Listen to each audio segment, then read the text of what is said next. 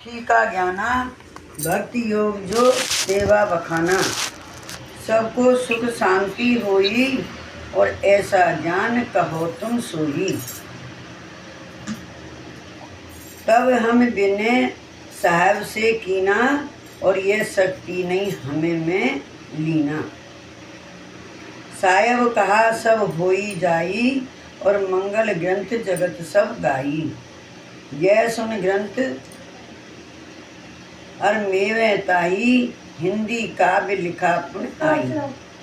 साहेब कबीर इष्ट जो मोरा उनकी दया प्रेरणा बड़ जोड़ा। सब प्रसंग उच्चल बहु आई और जीव लिए अमृत भरा याही। ये ग्रंथ में प्रेम सगाई प्रेम लगाई और मन वांछित फल सो नर पाई।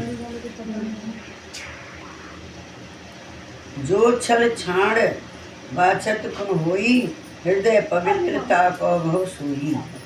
साहेब कबीर दया करते ही जो आनंद मन बाछे जेही। ऐसी प्राण प्रेरणा दाई। ये तुम्हारा परेशान कर रही है क्या? ये कल मैं ढूंढ के लाऊंगा, ये तो टॉर्च है शायद छोटी। कल ढूंढ के लाऊंगा, छोटी टॉर्च है। हाँ ये बहुत अच्छा महीने है ना ये नहीं दिख रहा।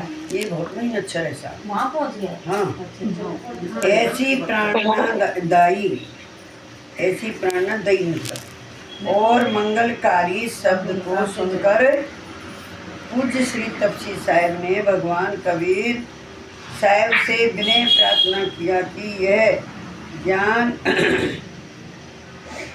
शक्ति हम में नहीं है। तब परमात्मा श्री कबीर साहब ने कहा कि मेरे वचन से तुमसे सब ज्ञान शक्ति आ जाएगी और यह ग्रंथ सबको मंगल रूप अमृत जैसा प्रिय हो जाएगा। ऐसे मंगलकारी शब्द सुनकर तपस्वी साहब ने बोली गुफा में यह सुनकर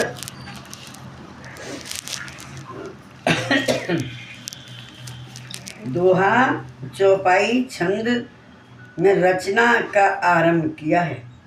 तपसी साहब कहते हैं कि मेरा इष्ट देव परमात्मा श्री कबीर साहब हैं।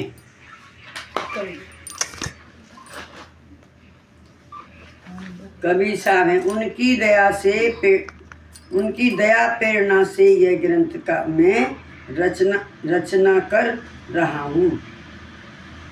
यह ग्रंथ में सब प्रसंग उच्च प्रकार के हैं। जीव आत्माओं के लिए अमृत रस भरा है। यह ग्रंथ का प्रेम से और छल कपट छोड़कर श्रवण मनन और निध्यासन करने वाले को शुभ इच्छा सहित पूर्व फल प्राप्त होगा और हृदय में पवित्रता होगा तथा परमात्मा श्री कबीर स्वामी की दया होने से सब सुख शांति प्राप्त करेंगे। पिंगला नियम आरंभ। बोल सतगुरु साहब की जय। दुआ पिंगला शास्त्र जो कहते हैं काव्य माए गुण दोष सर्व विद्वानों का मते कविते गावत जो। क्या कहा इन्होंने कि पिंगला शास्त्र में काव्य बनाने में अनेक प्रकार के गुण दोष आते हैं। ऐसा वर्णन किया है कि इसलिए विद्वान पंडितों को काव्य कोश यानी पिंगला शास्त्र पढ़कर ही काव्यों का निर्माण करना चाहिए। काव्यों का निर्माण करना चाहिए। क्या कहा उन्होंने कि पिंगला शास्त्र में काव्य बनाने में अनेक प्रकार के गुण और दोष आते हैं। ऐसा वर्णन किया है कि इसलिए विद्वान पंडितों के काव्य कोश यानी पिंगला शास्त्र पढ़कर ही काव्यों का निर्माण करना चाहिए। है मनगणन और भगगण, मगगण और भगगण जो गण कहावा है, यगगण नगगण सब मंगल धावा, और जगड़ सगड़ रगड़ जो होए तगड़ चार अशुभ हैं सोई, और ये आठे गण आठों आही। तुम और अशुभ कहत हैं न्याही, ते मैं नीचे किन प्रकाशूं, और सज्जन बाँच कर जाने तासु। अब इन्होंने क्या कहा है, मगड़ और भगड़ और जो गण कहावा, इन्होंने अर्थ लिखा है। पूज्य तपसी साहब पिंगला शास्त्र के नेम छंद में काव्य रचने की विधि को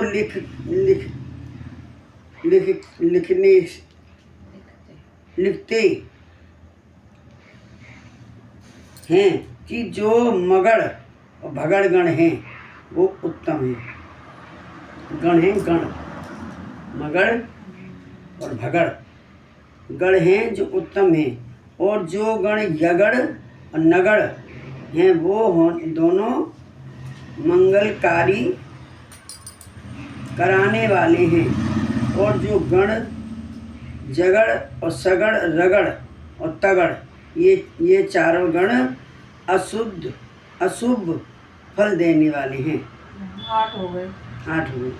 2 उत्तम है। हाँ 4 उत्तम हो गए ना। नहीं 2 उत्तम है और 2 वो है मगड़ और भगड़। हाँ 2 वो है ना मंगलकारी गण है गण, जैसे शिव जी के गण है। सभी के गण, हनुमान जी के, माता। हाँ तुम्हारे भी गण है। तुम्हारा अंदर क्या गण है, शीलता। मेरा क्या गण है, कठोरता। मेरी भाषा में कठोरता। मेरे ये गण है। अब मैं कितना भी मीठा बोलूं लेकिन सबको कड़वा लगेगा। ये गण है, ये पीछे से मिले हुए हैं, ये हमारे तुम्हारे बनाए हुए नहीं है। इसमें भी कोई राज ही होगा। आपके गणे ऊंचे हैं नीचे हैं, मिलाते नहीं है, 16 गुण बनाते। अच्छा, जब गुण मिल जाते हैं पूरे तभी शादी करते हैं। ऐसी गण है, 8 गण है। अब आगे नहीं सुन गण क्या है, ठीक है साहब।